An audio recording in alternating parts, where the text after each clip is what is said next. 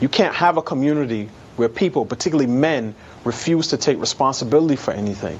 We are going to be a servant class in the next 30 years. Let me ask a question. Let me ask you, because I don't want to, but the second time you quoted him, you mentioned that there's no black problem that can't be solved by the elimination of white supremacy. And it's so crystallized for me what my problem is with Ta-Nehisi Coates and these people on the left is like, and again, Ta-Nehisi Coates, I don't think claims to be a Christian or have any religious faith that I'm aware of. But those of us that do claim a Christian faith, what he's expressing directly contradicts our faith. There's no, it doesn't say in the Bible if white people are on your side, how can you fail?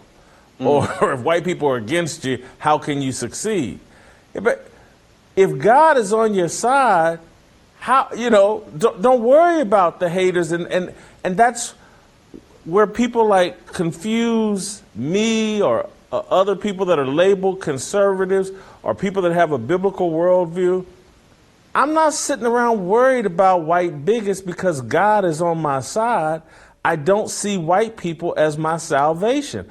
I see Jesus Christ as my salvation, and my adoption of his values and principles will protect me and allow me to succeed. Yeah, and Coates is a central figure in the piece because, one, he's one of the more significant public intellectuals, particularly in terms of the written word over the last 15 years. People like Ibram Kendi he couldn't even carry Ta-Nehisi Coates' jockstrap, because every Kendi column is basically a repetition of racism, sexism, capitalism, homophobia, transphobia, so on and so on and so forth, and racial equity. That's every Kendi column. But Coates is both the person who said, I'm paraphrasing, they made us a race, we made ourselves a people, right? So he's talking about the impact that slavery and segregation had on sort of forming and fortifying the black community. You had slaves that came from all over Africa, but once they came here, they are what sort of formed or were the genesis of what we now know as Black America, right? So we don't identify as Angolan Americans or Gambian Americans. We're black, or some people say African American.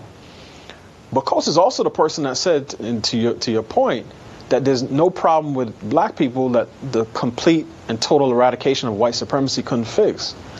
I cannot think of a less manly statement to make. Ta-Nehisi Coates, for all of his soaring rhetoric, right, and his dexterity with the pen, that is the declaration of a child.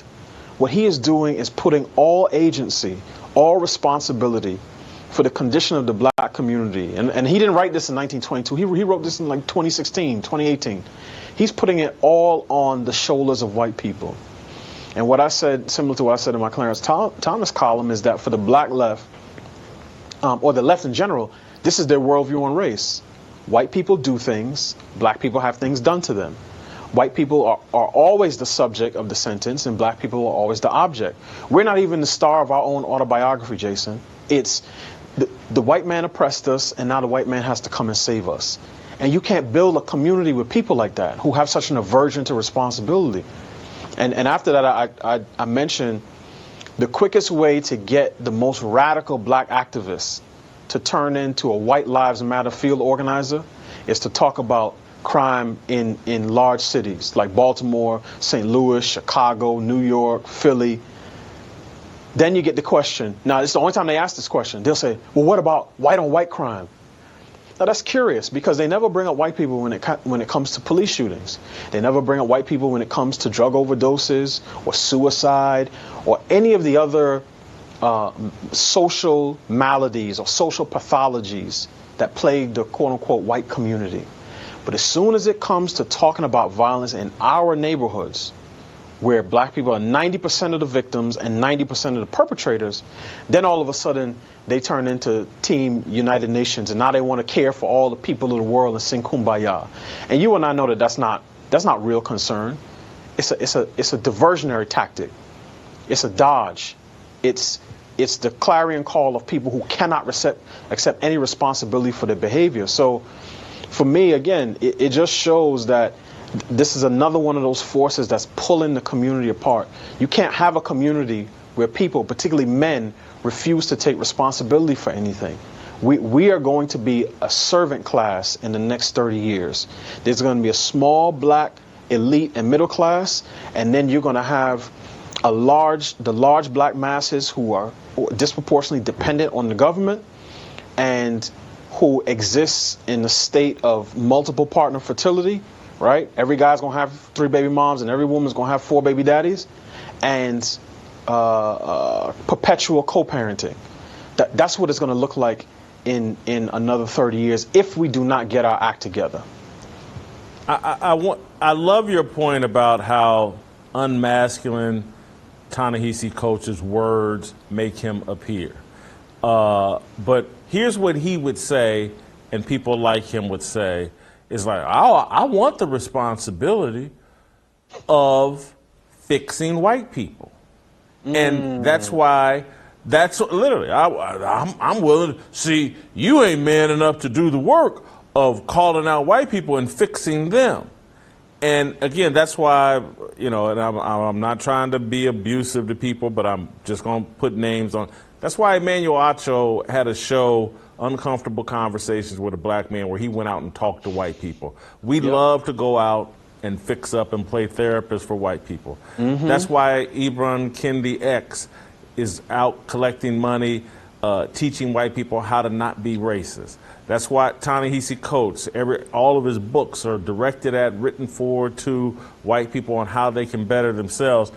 We have established a hospital, a doctor's office, staffed by black liberals that go out and their lives are dedicated to improving white people because they think there's some salvation for them in that. And then they turn around and look at me, look at you, look at the people on this show and say, why y'all sitting around talking to black people about how what we should do? It's like, well, hold on. Don't we think doctors are good, therapists are good, improving yourself? Because again, the conversations I'm trying to have, I'm having with myself also. It's all a reminder of me. Jason, improve you, be responsible for you. You have the power. You can take these biblical principles, apply them to you, your family, your friends, your situations, your existence, and things will get better for you. I don't have a problem with white people. Everybody knows that about me. I don't have, and again, I'm willing to partner with white people. I'm willing to partner with people who are willing to work on themselves.